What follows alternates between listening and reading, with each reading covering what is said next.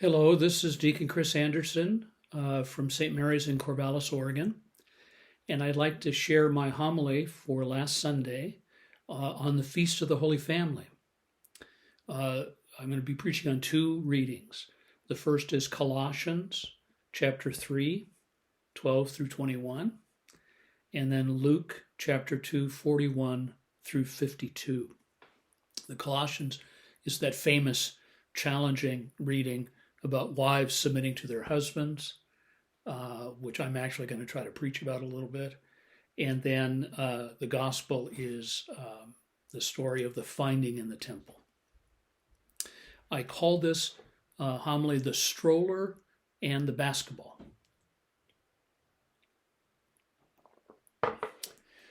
Last week, Barb and I decided to take our 15-month-old grandson and our two dogs for a walk in the woods. This turned out to be a bad idea. For one thing, the tires on the stroller were half flat, and the dogs were jumpy, and then it started to rain, and then it rained harder, and our grandson started to cry, and then to cry harder, and then Barb just finally picked him up and out of the stroller and walked home. She just took off without saying a word to me. I was left in the mud with those two barking dogs and a stroller I had to drag behind me all the way back. I was so mad I could barely see straight. I mean, not at Hank. He's this perfect little boy. I was mad at Barb, at my wife. And I really shouldn't have been mad at her. It wasn't her fault. Really, I was mad at myself. I'm a grandfather. I'm a grandfather, and I still can't manage to be patient. I still can't manage to control my feelings. How can any of us be as patient and loving as the scriptures suggest Mary and Joseph are? As faithful, as kind. In today's gospel, Mary and Joseph are anxious, we're told, and maybe frantic, and maybe they raise their voices a little when they can't, when they finally find the little boy in the temple. Here, lay down, Bumble, lay down. I mean, here's what they say. Why have you done this to us? You can almost hear them being a little frantic. But I think the traditional interpretation is finally right, that in the end they were patient. They accepted, they listened, even though they didn't understand. They were holy. And in a way, it just doesn't seem fair that we're supposed to meet that high standard ourselves. But I think that's too easy. I think that's letting ourselves off the hook. We need ideals. We need high standards.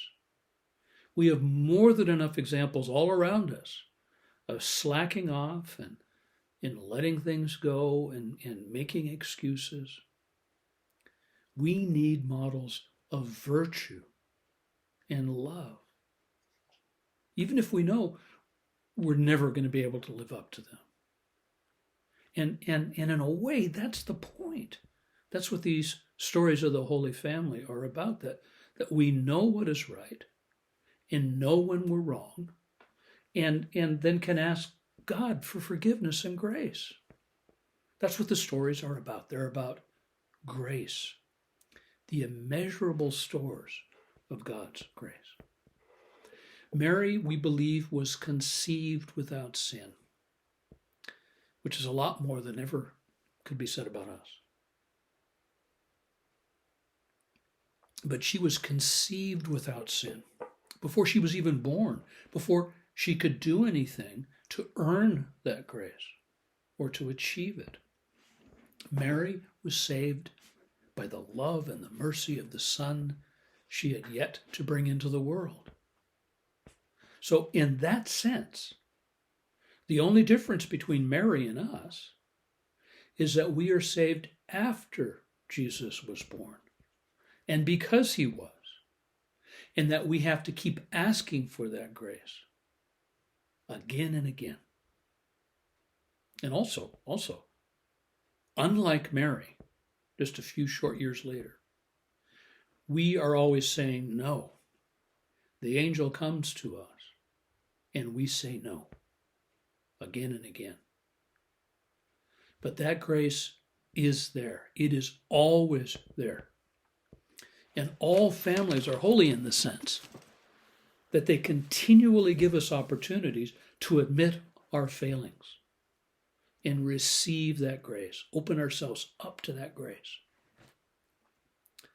O Lord, forgive me for my anger and my impatience in the woods. I am a small and sinful man, and I need your grace, and I need your help. Please, O Lord, strengthen me to be more like Mary, your mother, and Joseph, your human father, and more like you. I was talking with my dental hygienist the other day in the pauses as she was cleaning my teeth. She's a young Christian mother with 2 kids, including a boy who was on a basketball team. The other night, after the opposing team scored, the coach was urging his team to, hustle back and try to score themselves. And my friend's the dental hygienist's son. He didn't hustle. He just walked. And when they got home, his father was just furious. He was just really angry. And the boy ran up to his room and wouldn't come down for dinner. So the mother, my dental hygienist, went upstairs to comfort her son. But she also went upstairs to support her husband. She apologized that his dad had gotten so angry, but she said he had a right to. That he wasn't doing what he was supposed to be doing. He wasn't doing his best. The boy wasn't. And that the father and the mother had to call him on that. They had to hold him to the standard of Christ. The next day, the dad apologized too, but he didn't back down. There were consequences. There were expectations. Sometimes dads have to be dads, and moms have to be moms.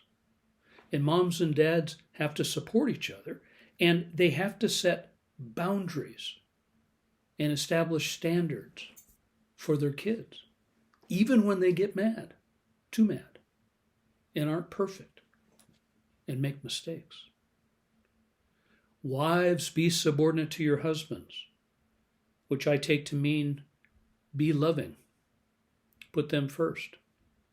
Husbands, love your wives and avoid any bitterness towards them, which I take to mean be subordinate to them. Put them first. Children, obey your parents because you don't know everything and you can't do whatever you want to do. But parents, do not provoke them. Don't be too hard on them. Don't discourage them. My hygienist and her husband are struggling to balance their commitment to church with the sports their kids get involved in, as many parents are, because a lot of games and tournaments and practices take place on Sundays. Church has to come first, even if sometimes, in the interests of the kids, the parents have to make compromises. But what's obvious too is that God was on the court that night.